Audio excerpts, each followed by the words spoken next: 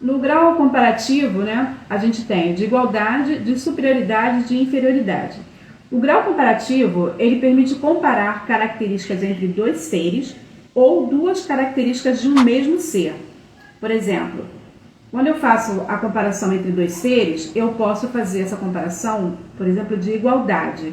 Mário é tão alto quanto José. Mário é tão alto quanto José. Ou seja, eu estou fazendo a comparação entre dois seres, né? Eu estou dizendo que o Mário ele é tão alto quanto José, né? Então, de igualdade, eles têm praticamente a mesma altura.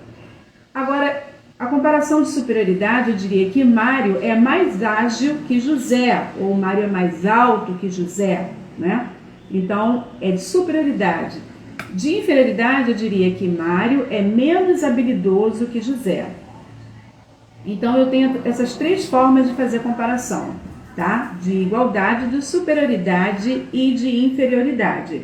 Mas eu posso comparar o ser com uma característica dele mesmo. Por exemplo, Mário reconhece ser menos habilidoso do que ágil, ou seja, uma característica daquele ser com outra característica dele mesmo, tá bom? Eu disse que Mário reconhece ser menos habilidoso, é uma comparação de inferioridade, de uma característica dele com outra característica dele mesmo. Se eu dissesse Mário reconhece ser mais habilidoso do que ágil, seria de superioridade. Mário reconhece ser tão habilidoso quanto ágil, seria uma comparação de igualdade das duas características de Mário.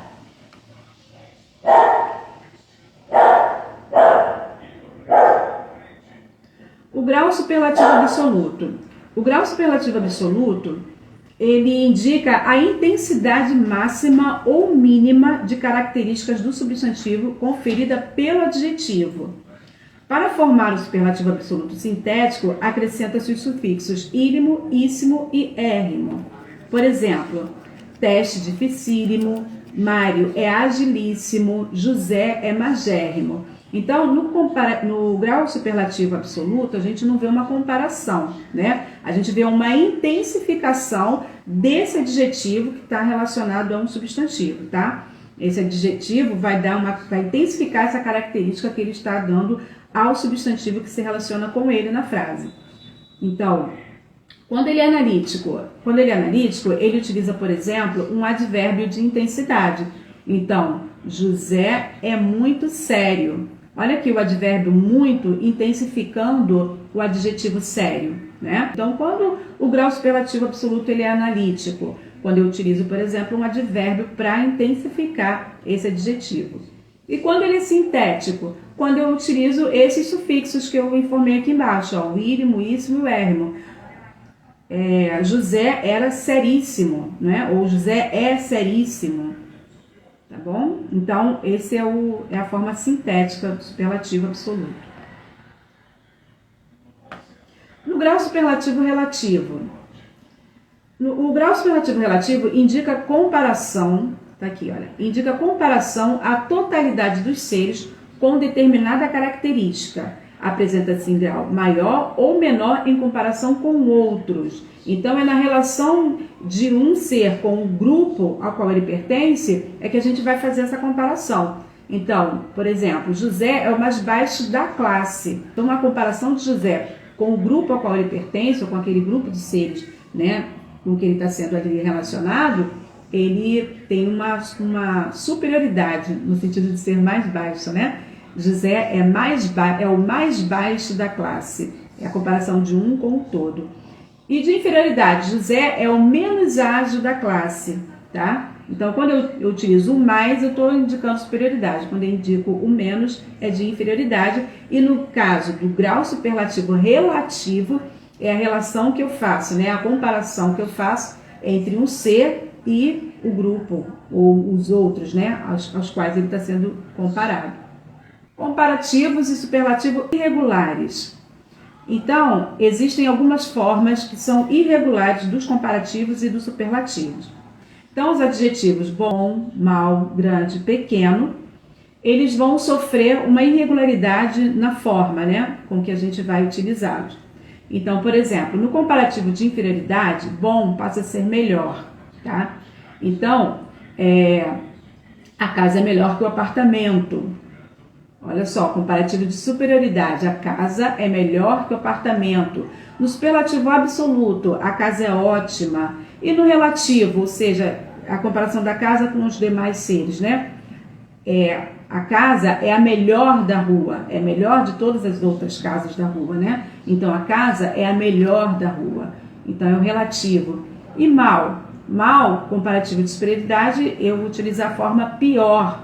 Então, a casa é pior que apartamento. Péssimo, a casa é péssima. E na relação, né, com os outros seres, a casa é a pior da rua. Grande eu vou utilizar a forma maior, máximo e o maior. Para o comparativo de superioridade, a casa é maior que o apartamento. No superlativo absoluto, a casa é o máximo. E no relativo, a casa é a maior da rua. Pequena, a mesma coisa, né? Comparativo de superioridade, a casa é menor que o apartamento. No superlativo absoluto, a casa é mínima. E no relativo, ele vai ser o menor. A casa é a menor da rua. Alguns adjetivos possuem formação irregular nos graus comparativo e superlativo. Então, nessa tabela aqui, a gente tem esses exemplos, né? Que quando vocês forem abordados a respeito disso, né? Da irregularidade dos comparativos e dos relativos, dos superlativos, aí vocês lembrem-se dessa tabela, né? Quais são as formas que eu utilizo nos comparativos e superlativos irregulares. Melhor, pior, maior, menor, ótimo, péssimo, máximo, mínimo. O melhor, o pior, o maior, o menor, em relação, né, aos adjetivos bom, mal, grande e pequeno. E as comparações únicas? Essas comparações únicas, o falante precisa saber utilizar essas comparações para não incorrer em erro, tá? Porque pode ser que a pessoa não saiba utilizar esse comparativo e utilize uma forma que de fato é errada na norma culta da língua portuguesa, né? Então, por exemplo, comparações únicas. É uma comparação entre as características de um único ser. E elas podem ser usadas nas formas mais bom, mais mal, mais ruim e mais grande. E isso, assim, se nós não soubermos usar, é de fato um erro. Mas ela tem uma regra para a utilização dessa comparação. Por exemplo, nosso sentimento é mais bom do que mal. Eu não poderia dizer que o nosso sentimento é melhor do que mal. Se eu dissesse o nosso sentimento é melhor do que mal, eu estaria usando a forma irregular. E não caberia para esta frase, não caberia para esta colocação. Então, nós temos sentimentos bons. Então, nosso sentimento é mais bom do que mal, tá? Então, há uma comparação de características de um único ser, tá? Que é esse sentimento aí. Ele é mais bom do que mal. Por exemplo, este apartamento é mais grande do que confortável, tá? Ele não é maior do que confortável. Se eu utilizasse a forma irregular, eu teria que dizer que o apartamento é maior do que confortável. Essa não seria a forma correta de se expressar, né? Neste caso, a forma correta seria dizer este apartamento é mais grande, ou seja, ele é mais amplo do que confortável, né? Claro que a gente não utiliza ele é mais grande do que confortável. A gente vai sempre utilizar uma outra forma para não incorrer, né, nesse aparente erro, né? Que este apartamento é mais grande do que confortável. Eu não poderia dizer ele é maior do que confortável, tá? Mas eu poderia utilizar ele é mais amplo do que confortável, tá? E esse amplo aí significa o quê? Que ele é grande, tá bom?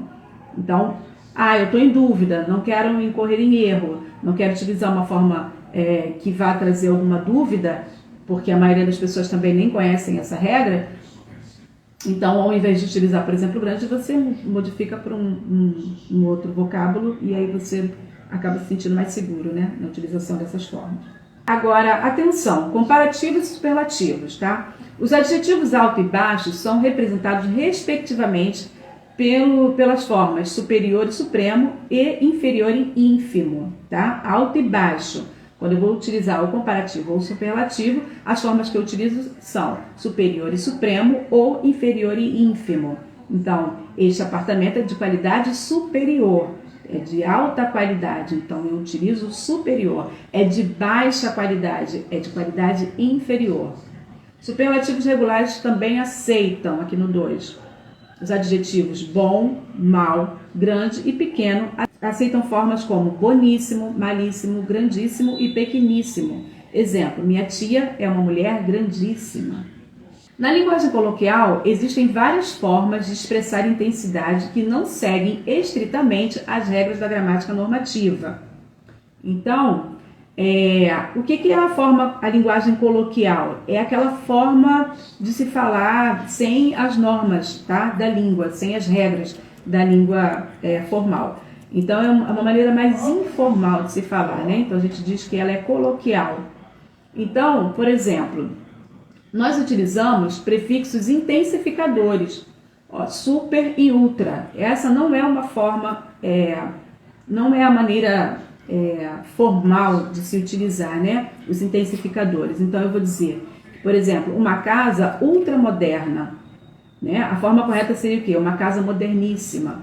Mas aí, coloquialmente, de uma maneira mais popular, eu posso dizer que é uma casa ultramoderna. Mas qual seria a forma culta de se dizer isso? Uma casa moderníssima, tá? E isso também pode ocorrer, né, essa intensificação, isso pode ocorrer quando eu utilizo, por exemplo, dois adjetivos para intensificar o meu substantivo.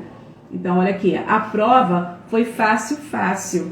Ou seja, a prova, na norma culta, eu diria que a prova foi facílima. Tá? E na coloquial, que é essa maneira mais popular, mais tranquila de se falar, né? Não tem tanta rigidez, eu vou dizer que a prova foi fácil, fácil. Ah, mas aí pediu a norma culta. Como é que eu vou utilizar isso? Facílimo, moderníssimo, tá bom? Sentido modalizador da flexão de grau do adjetivo. O adjetivo não admite variação de grau por meio de sufixos aumentativos e diminutivos.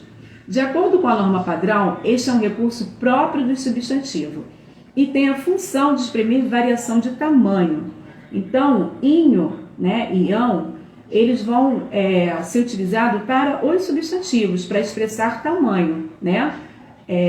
Com o adjetivo, isso não ocorre, sendo que a gente tem uma forma de utilizar isso, numa escrita, por exemplo, descritiva, para oferecer alguma sensação de sentimento, afetividade, né? Desprezo e tudo mais. Então, na linguagem informal, os falantes utilizam adjetivos acrescidos de sufixos aumentativos e diminutivos a fim de transmitir essa emoção, esses sentimentos, né? Mas isso não quer dizer que ele vai indicar uma variação de tamanho. Este recurso é muito usado nas descrições subjetivas, como eu falei, né? Pois é útil para expressar as sensações do narrador e do personagem, ou do personagem. Então, por exemplo, um jovem bonzinho demais. Ele teria que ser um jovem boníssimo, né? Um jovem bonzinho, e não é porque ele é um bom pequenininho, né? É porque ele é uma pessoa muito, muito boa, muito legal. Então, para exprimir essa afetividade a respeito daquele de quem se fala, ele utiliza bonzinho, né? Por exemplo, uma criança miudinha, né? Seria uma criança pequeníssima. E aí eu utilizo esse miudinha, né? Para expressar esse sentimento, para expressar essa afetividade. Então, esse é o sentido modalizador da flexão de grau do adjetivo. É quando eu utilizo esses sufixos, né? Diminutivo e aumentativo, para expressar sentimento, emoção no adjetivo, tá? Sabendo que o adjetivo, ele não tem esse sentido, a gente não consegue dar esse sentido de tamanho, aumentativo nem diminutivo, para o adjetivo. Então, a gente utiliza esses sufixos, aumentativo e diminutivo, quando a gente quer expressar sentimentos, afetividade, desprezo e tudo mais. Sentido modalizador da flexão de grau do adjetivo. Então, na norma padrão, continuação, né? Na norma padrão, adjetivos não aceitam variação de grau por sufixos aumentativos ou diminutivos, conforme eu falei agora, né? O uso informal, né, essa fala coloquial, nessa fala mais informal, os falantes usam sufixos para transmitir emoção, afeto e desprezo, como eu acabei de falar também. E essa função modalizadora é o recurso usado nas descrições subjetivas que revelam sensações do narrador e dos personagens.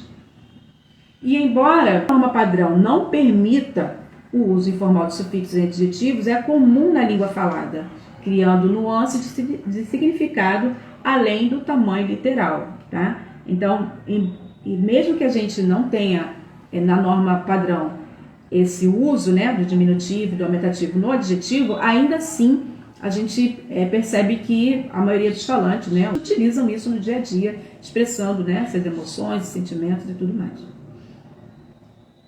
Então, exemplos de uso. Na linguagem coloquial, o carro era simplesinho, né? Nessa linguagem informal, o carro era simplesinho. Na linguagem formal, o carro era simplíssimo. E as repetições, né? Subir a trilha foi fácil, fácil. Então, se fosse na linguagem formal, subir a trilha foi facílimo.